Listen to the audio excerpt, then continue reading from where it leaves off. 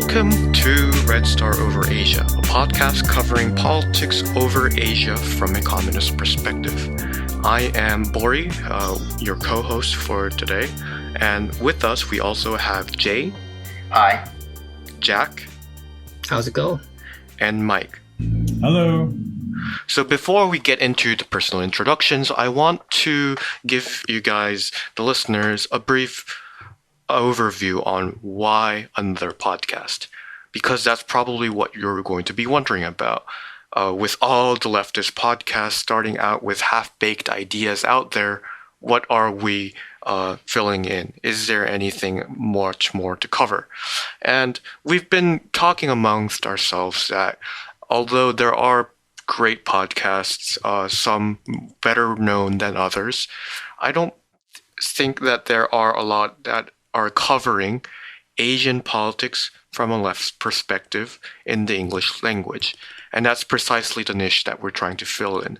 And it's going to be an ongoing project where we start out from the region where we're based in, which is South Korea, and try to expand over borders and into other countries as well, and get to know other people in other local contexts and try to connect and initiate conversations, discussions much needed for international solidarity. The primary audience for this podcast will not be for, sadly, not that you shouldn't but listen to this, but for Americans commuting to their jobs elsewhere. What we're trying to do is create an audience that is for Asian leftists that do speak the English language so that we have a common language to discuss issues with.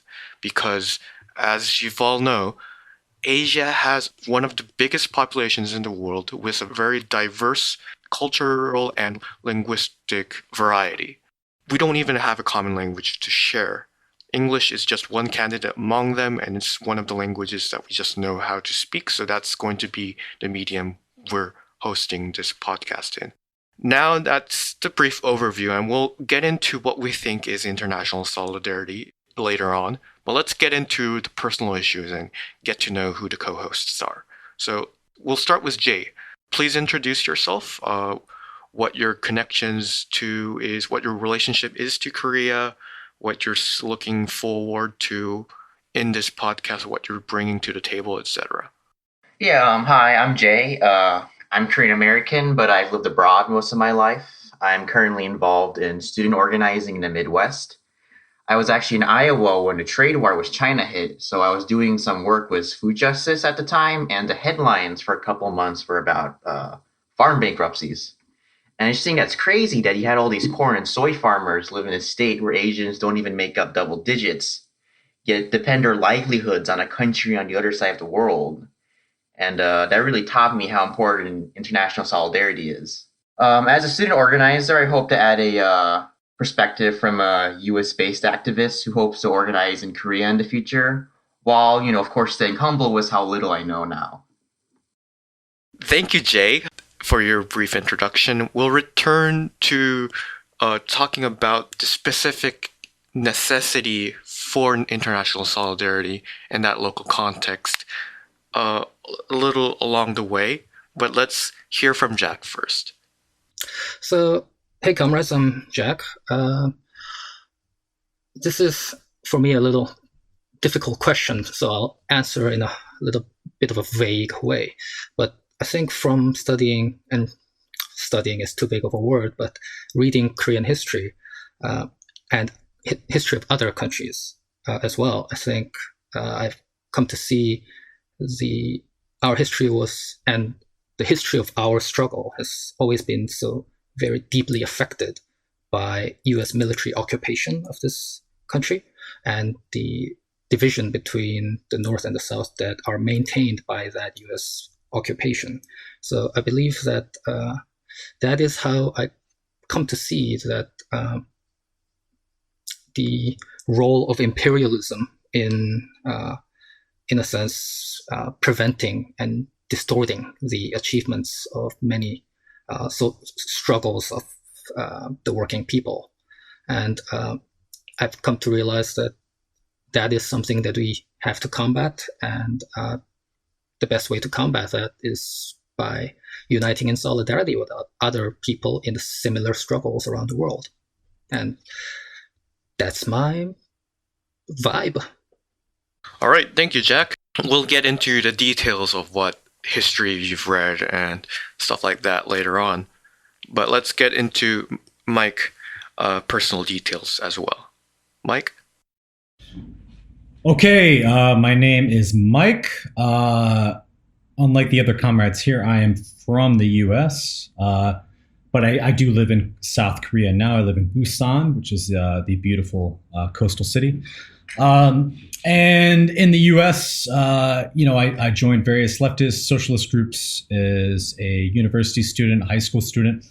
I was a community organizer for some time. I'm from East Tennessee, Appalachia originally. I was born there, grew up primarily around Nashville. But I live in South Korea now.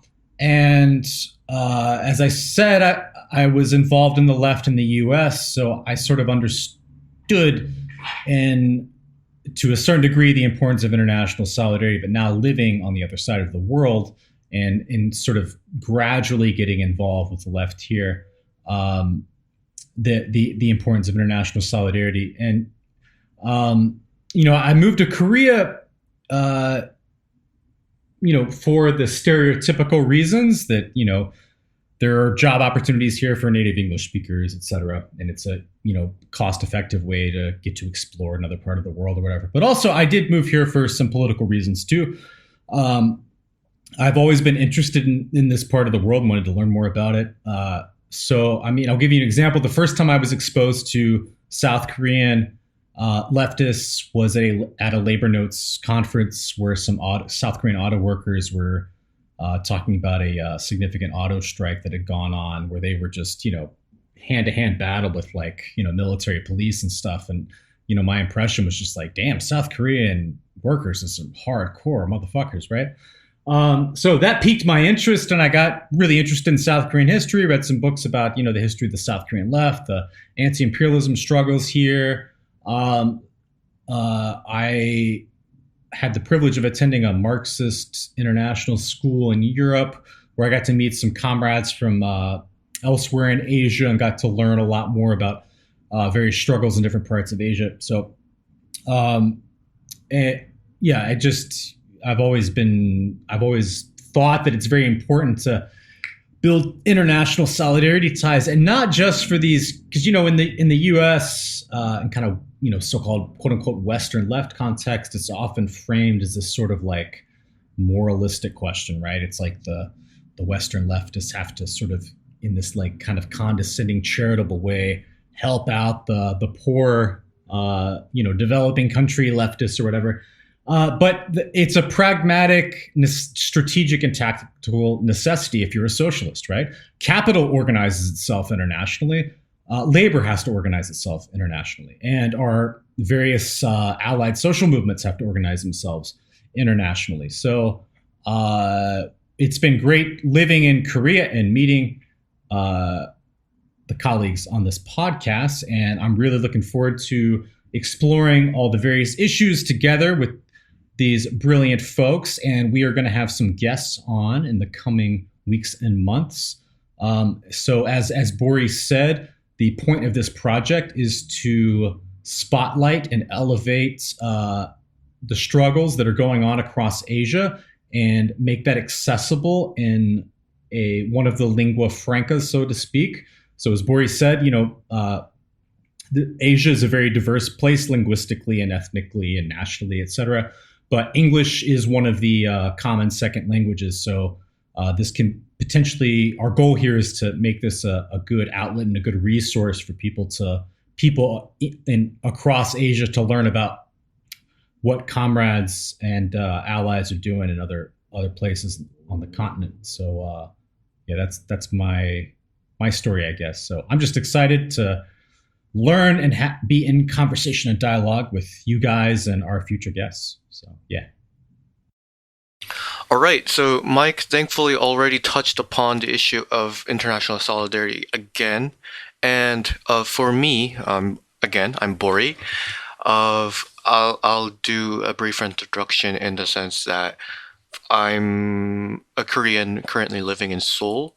My English is something probably some people might be curious where it comes from. I've lived in the US for 6 years, having the whole family move there for a brief period. And that was when kids learn acquired their mother tongue, so to speak, and that's where I got mine. After returning to Korea, I always felt like there was a disconnect having encountered and lived in a different country with a different culture and a language. And that affected me through my childhood. And then when I went into university and first encountered social movements, Marxism, struggles for emancipation, etc., the questions I had when I was growing up kind of met alongside the questions that I've encountered through these struggles for social justice and universal emancipation. So, putting two and two together, I've thought of my future prospects of trying to, I guess, put to a logical extension of what I've been doing so far, which is being on the borders between different cultures and trying to do that, which it more concretely in my context. So less of a US Korean connection, which I'm have to do whether I like it or not because it's the language I'm most fluent in, but more so with other countries in Asia, other leftists in Asia, other social movements in Asia as well, trying to utilize the gift of language that I acquired early on and try to utilize it to the fullest extent. And that's where my interest in international solidarity comes in. The necessity of it in the more immediate Korean context is that the Korean left had been isolated for quite some time. If you look into the early 20th century socialist movements, you see that because of Japanese colonial occupation, Korean nationalists had to become communists and socialists. Socialist communists had to work in foreign contexts because the country, the state, the nation was under occupation. So there was an immediately international prospect there. But after the Korean War and the peninsula being divided into two, and with a virulent anti-communist right-wing dictatorship of Lee Seung-man, the left kind of was eradicated. And that cut off its connections to a more international audience. So we have a revival of the left after the 80s, but that revival was at the cost of isolationism. So South Korea is kind of like an island in East Asia, and one of the prospects I'm hoping that this podcast facilitates is connecting with leftists abroad and trying to rebuild those relationships that we had seen in the early 20th century. Well, I think I can kick us off with a good question. So I think,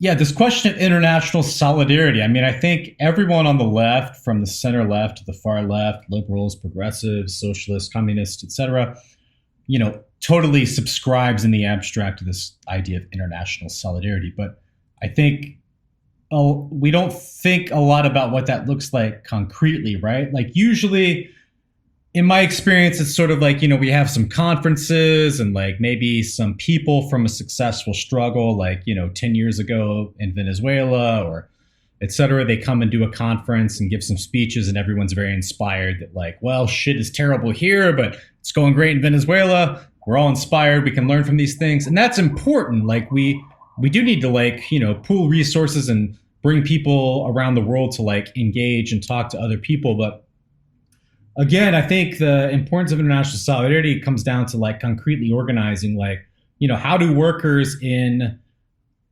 South Korea who work at Samsung organize with workers in Vietnam who work at Samsung, right? Because they are both working in the supply chain, like, and the workers in Korea may have a lot more like social leverage in terms of Samsung. I know that the actual like manufacturing part of the Samsung chain, I'm just using this as an example, has diminished somewhat in South Korea. It's been outsourced to places like Vietnam.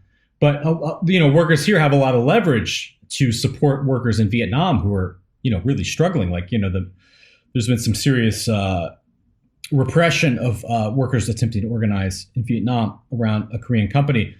So I think it's very important to think very specifically and like concretely about like what international solidarity means in terms of like actual on the ground organizing and like taking advantage of these global supply chains and strategically disrupting them to support our comrades internationally. So that's kind of my general perspective. Speaking of which, Mike, you mentioned Samsung, and I think I would like to add that because in modern globalized capitalism, all the various parts of producing a commodity, the entire supply chain is so fragmented and distributed all across the globe that it's very difficult to locate a single locus of very strategic effect in a sense. In long time ago, during when socialism was still early, I guess it was much easier than it is currently to have a strike, occupy the workplace, occupy the means of production, and at least get concessions from the from capital. But nowadays, say people, the Samsung workers in Korea, say go on a strike, they can always move production elsewhere. So I think that also stresses the importance of international solidarity, that your local struggle has to be coordinated with struggles of other people in elsewhere in the world who are fighting the same enemy, for our struggle to have any sort of meaningful strategic effect, if that makes any sense. No, I think that's a really good point. And there has been, especially in the US and the UK left, there's been this sort of like kind of retrograde, quasi-nationalist sort of like social democratic tendency. That's like the response to the ravages of globalization, and by globalization, I mean capitalist globalization. Like globalization inherently is not bad, but on capitalist terms, it is very destructive to communities all across the world. So there is a sort of this understandable reactionary tendency on the left. It's just sort of like, we got to cater to sort of like the nationalistic impulses that are, that are going into reaction of like deindustrialization in the West, et cetera. And then when people go against that, it goes into these like moral terms of like, well, we can't be nationalistic because nationalism's bad and internationalism is just abstractly good. But I think what you just said is absolutely correct. Like internationalism is, I mean, I guess you could say it's ethically, morally good, but it's also just like if the working class in any country wants to win, international solidarity is key because, as you said, like these supply chains are international. The raw materials are mined in one country, they are assembled in another, and then there's another stage of manufacturing in another country, and they're sold in another country. So if these workers are organized internationally, if there are social movements, if there are solidarity movements, student movements, etc., organized, like this is just basic strategic common sense. So I feel like this gets lost in the argument, and it's like, this is just a strategic and tactical necessity.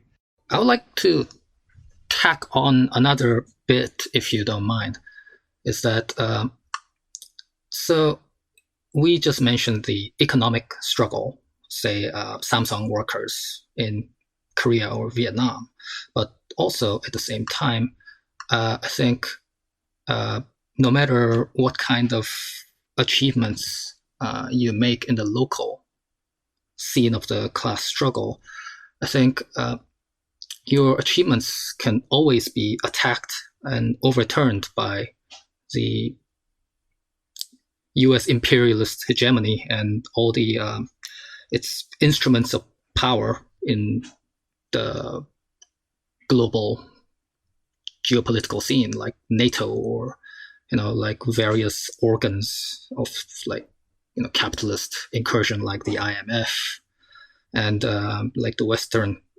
stranglehold on the media and their information sphere. So I think it's very important to recognize that even if you win in your neighborhood, so to speak, that victory will not be safe until everybody win. Like until every struggling people in the world succeeds in breaking away from capitalism and defeating imperialism, there is still a chance, a very significant chance, of all that achievement and victory being overturned. And I think throughout history we have seen numerous examples of this happening. A revolution succeeding in a country and then being destroyed by counter-revolution, often instigated by CIA, or sometimes just very blatant US invasion. I really agree with Jack here, like to quote the great Bruce Springsteen, nobody wins until everybody wins.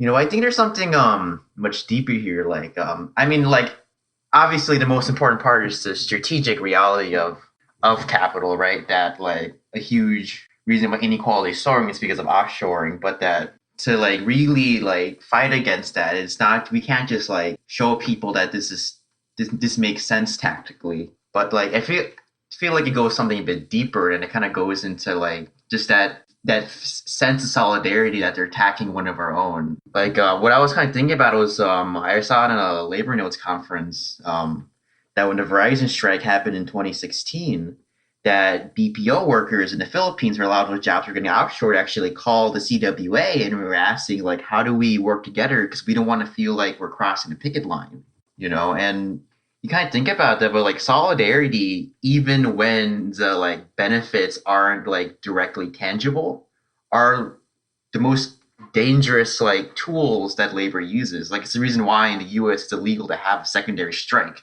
and I was especially thinking about that because I lived in Vietnam for 6 years. It's like I think the biggest issues around organizing on those countries is that there's going to be some cultural divides you're going to have to face. Like when I lived in Vietnam, like one of the like ways that my fellow Koreans would commonly refer to the Vietnamese, what they call them, Peninam Seki, which just means like Vietnamese bastard. It's not saying that Koreans are racist. I mean, like you see that in America too, but it's that like they've been like raised their whole life to not view these fellow workers as fellow workers, but as foreigners, and that we have to. I don't know. I mean, it's just whenever I see like international like solidarity efforts, it tends to kind of like be based around like a minority of like already enlightened workers, and just not the general. If you get what I mean. So yeah, these are all good points, and I guess I could add the Korean context on why it's necessary, not just as an afterthought of preventing counter-revolution, but in the process of forging a movement that goes against capital's needs more directly, would be an example I would think of is 2 years ago when Korea and Japan had a sort of a trade war based upon Shinzo Abe's remarks on just denying uh, the sex slaves of the imperial army. So because the whole discourse, the language that even the labor movement accepted was based in nationalistic terms, when capital used that to extend work hours, to increase the labor intensities, Samsung, for example, did that because Japan was kind of cutting off the semiconductor exports to Korea. So that's the grounds they justified their extension of labor time. And because the Moon administration, a relatively progressively viewed government, had agreed to that, the labor movement had no basis to reject it because it was entirely framed in Korea versus Japan, and we're doing it for our country, our nation, and stuff like that. What was missed was a chance to highlight the voices and movements in Japan that was against the far right government in power. And by doing so, we could have shown that there isn't a clear divide between Korea and Japan. And it's more about against reactionary, and there is a common social struggle against these voices because it would be based not in nationalistic terms, but in anti-war, peace, and feminist terms. And also, it could have been based upon the practices that both states had in common, the anti-labor sorts of policies that they were implementing. But that was all lost when it was purely approached through a nationalistic lens. And this kind of international solidarity that identifies the divides in society not upon civilizational or national borders, but upon identifying them internally to the societies that they are in and trying to connect those, it disrupts the usual narratives that we're feeded and is able to create the space in its interventions, the space that we need to organize more widely. So that's one thing. Another example, less so with directly big capital, was the recent democratic protests in Thailand. South Korea is proudly exporting its protest repression technology to Thailand, specifically its water cannons. So there is an actual connection that the South Korea has upon social movements abroad. This isn't entirely a U.S. specific thing. Every country, every state and capital, to an extent, does this. And it's important for the left in South Korea to point this out and reject it, so that when we need a hand to be extended towards, we have a sort of moral and ethical grounding to ask for that, which is also going to be taken into account when we take up strategical and tactical thinking as well. Yeah, if I can chime in here, I think everyone's made some really good points. Yeah, and to your point, Bori, you sort of gestured towards the national question in terms of Korea, and I think, I know we said the purpose of this project is to kind of create an English language resource for activists across Asia, but as an American, I guess I do have to approach this from an American perspective. Like, it is interesting to me that, there's the main cleavage within the South Korean left is between left nationalists and what's called PD, People's Democracy, more sort of eclectic democratic socialists, Marxists of various strands, etc.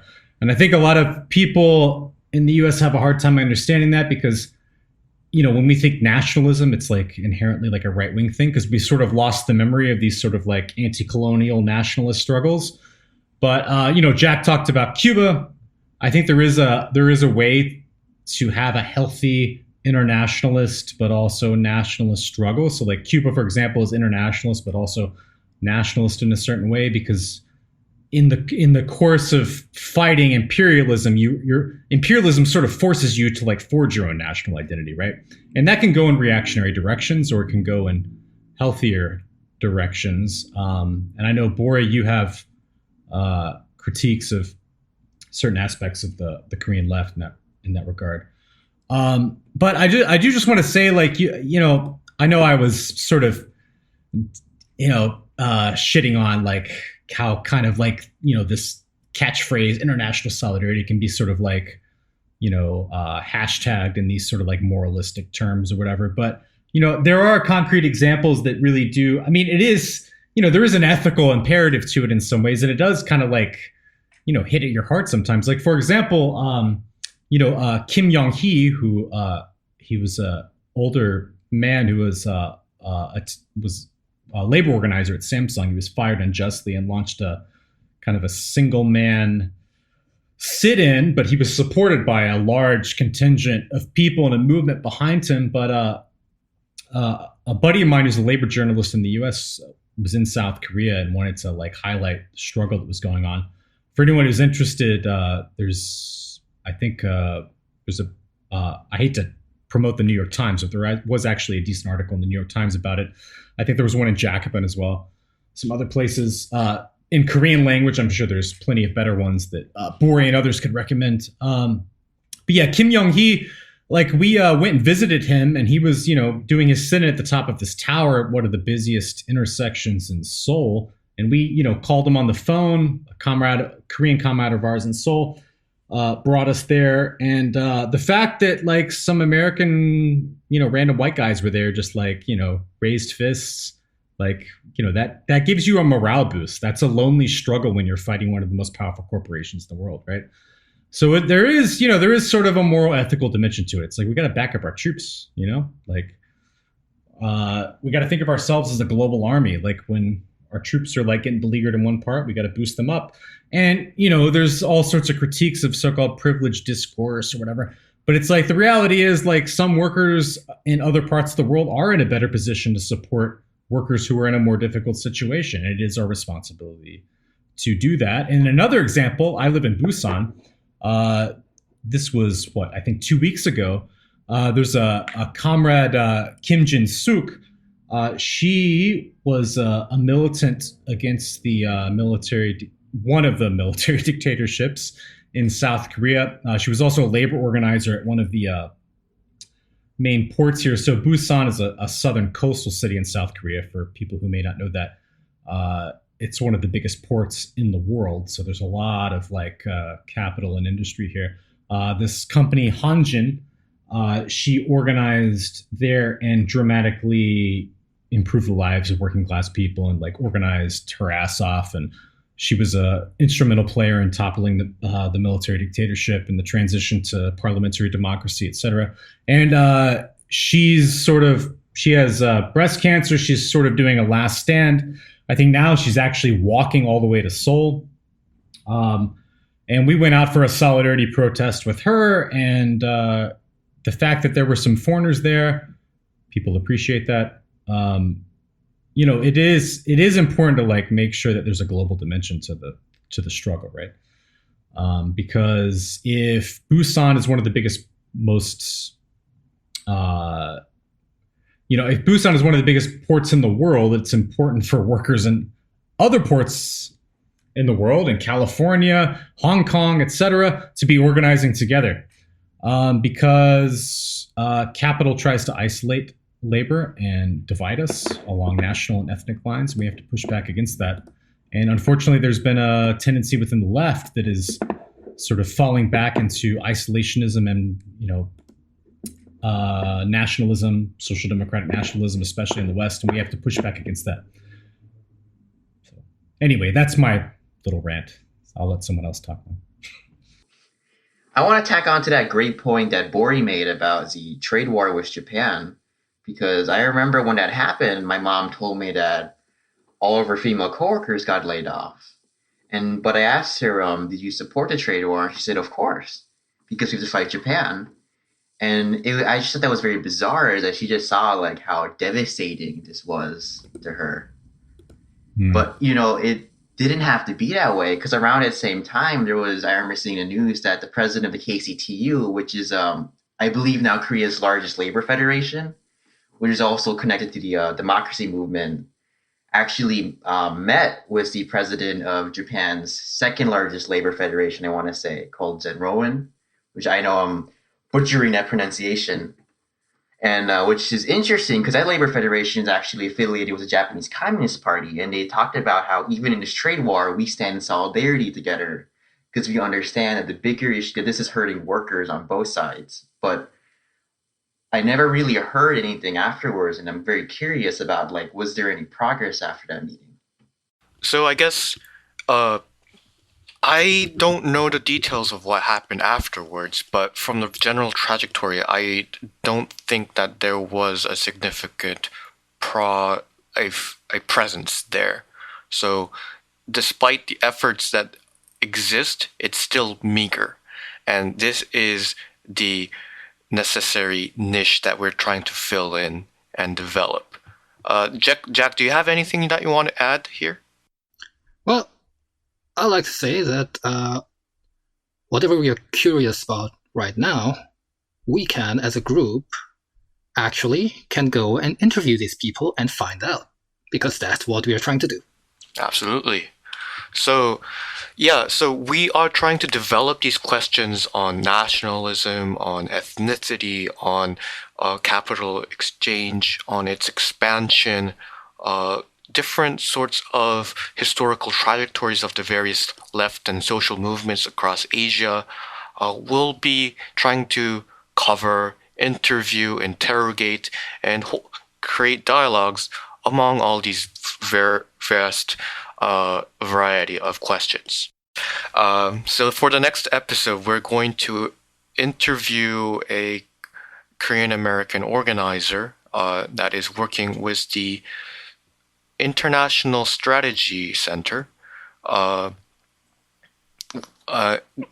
that is interested in translating lots of work, interpreting